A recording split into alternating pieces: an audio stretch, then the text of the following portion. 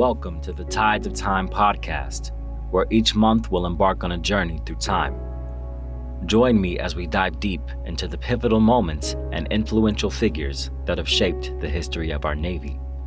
I'm MC2 Carson, and today we will be exploring the attack on Pearl Harbor. This retelling of the attack on Pearl Harbor is based on historical events and accounts, but it has been dramatized for storytelling purposes. While efforts have been made to maintain accuracy, certain liberties may have been taken with timelines to enhance narrative flow. This retelling may contain sounds and words that depict violence, warfare, and loss, which may be distressing for some listeners. Listener discretion is advised.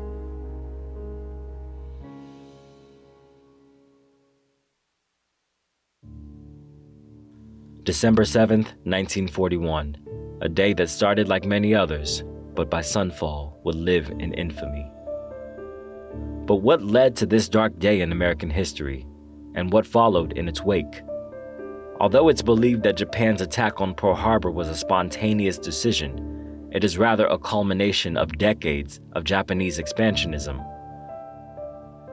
The practice of Japanese imperialism and their expansionist dogma in the late 19th century gave their society not only confidence, but a military record riddled with victories.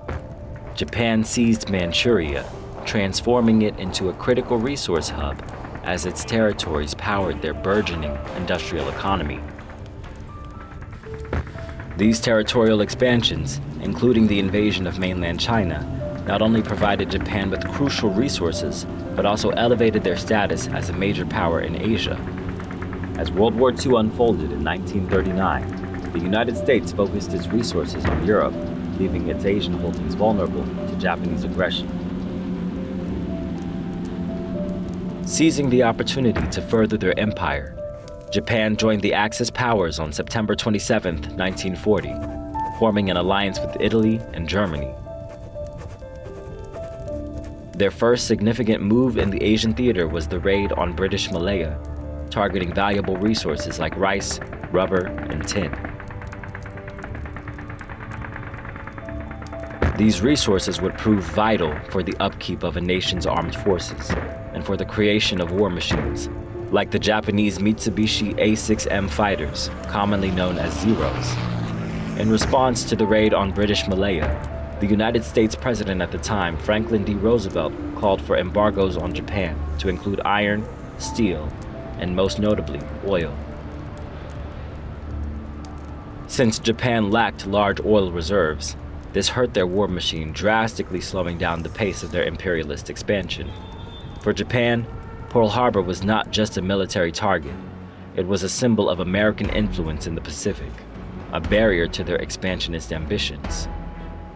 Destroying the U.S. Pacific Fleet meant removing a critical obstacle in their path to dominance. On November 16, 1941, the Japanese sent submarines to scout Pearl Harbor. These forward scouts would prove invaluable to Japanese espionage efforts and compromise the Americans in the Pacific Fleet. On November 26, 1941, Japan's main battle fleet departs from the Kuril Islands under the command of Vice Admiral Chuichi Nagumo. This large-scale mobilization of naval assets triggers alarm bells in Washington, signaling a potential attack in the Pacific. The U.S. intelligence predicts a Japanese offensive on December 7th, but the warning comes too late. On the morning of December 7th, 1941, at 0637, the officer of the deck aboard USS Ward summons the captain to the bridge. A conning tower with a periscope, marking the presence of a submarine, is spotted trailing USS Antares near the entrance to Pearl Harbor. Within minutes, the Ward springs into action, accelerating rapidly and opening fire at 0645. The first shot misses, but the second strikes the submarine at the waterline, sending it into a deadly descent. Depth charges follow, detonating at 100 feet, leaving a slick of oil on the surface as the submarine disappears into the depths. These missiles marked the first shots fired by America in the Pacific War. Earlier that morning, the Japanese send the first wave of about 200 planes at 0610, taking off from the Imperial Japanese aircraft carriers stationed 275 miles north of Oahu. Around 0700, a radar station on Oahu spots unidentified aircraft heading toward Hawaii. The U.S. command disregards this notification, believing that it was a friendly squadron of B-17 bombers scheduled to arrive later in the day. As the Japanese planes closed in, Captain Mitsuo Fuchida signaled "Tora, Tora, Tora" to indicate that the surprise attack was underway. Without warning, the peaceful harbor in Hawaii becomes a battlefield. The first wave of Japanese planes descend on Pearl Harbor. Munitions drop on the unprepared Americans, causing massive casualties as the Japanese attack ships and shore alike. A mix of bombs and bullets fill the air. Explosions shake the ground and smoke billows into the sky, blocking out the sun. Amid the chaos, sailors like Dory Miller, a mess attendant with no formal gunnery training, stands his ground. Shrapnel raining, he mans an anti-aircraft gun, shooting down enemy planes with unshakable resolve. The primary targets of the attack are the airfields on Oahu and the ships moored on Battleship Row. By crippling these airfields, the Japanese secure dominance over the skies and effectively neutralize any immediate American counterattack. By taking out the ships, there will be a much smaller force left to defend the harbor. Japanese planes unleashed a relentless barrage, causing severe damage and numerous casualties. Only 15 minutes into the attack, USS Arizona explodes, sinking rapidly and killing 77% of its crew. The rest jump overboard into the water. Abandoned ship, abandoned ship. All hands abandoned ship.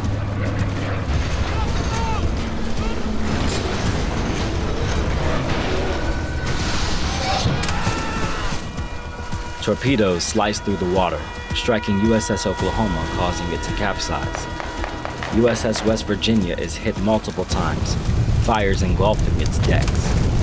Sailors leap into the harbor, the oil on the water igniting around them, turning their escape into a gauntlet of fire.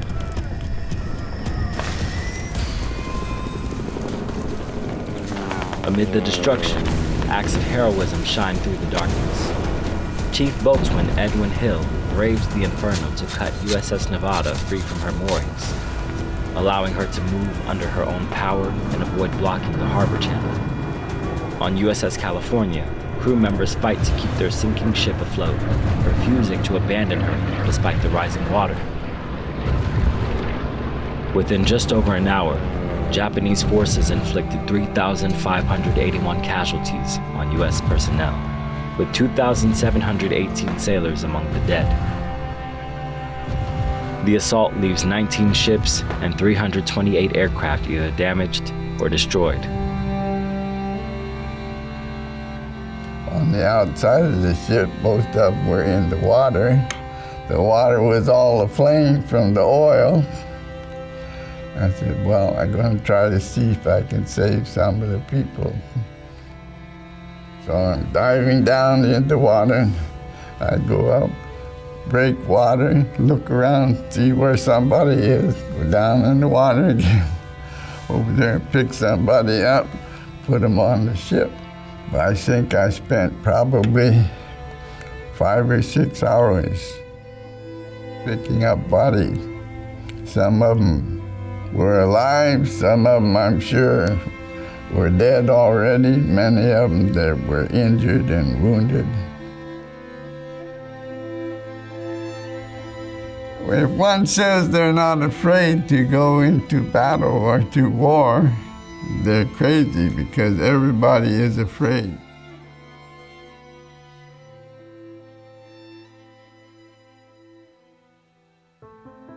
In a stroke of luck, the U.S. aircraft carriers crucial to naval operations were not in port at the time of the attack, preserving a vital part of the Navy's firepower.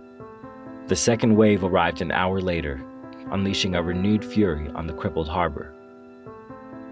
The Japanese attack was as devastating as it was efficient. In just over 2 hours, the once mighty Pacific Fleet was left in ruins. Fires raged across the harbor, filling the air with the acrid stench of burning oil and metal.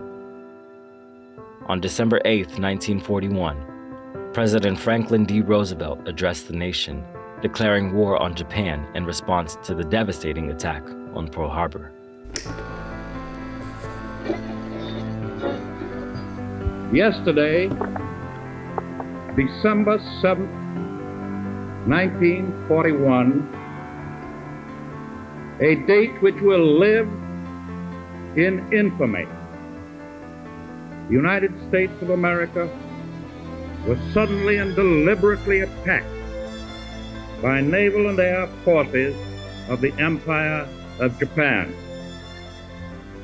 The United States was at peace with that nation, and at the solicitation of Japan, was still in conversation with its government and its emperor, looking toward the maintenance of peace in the Pacific.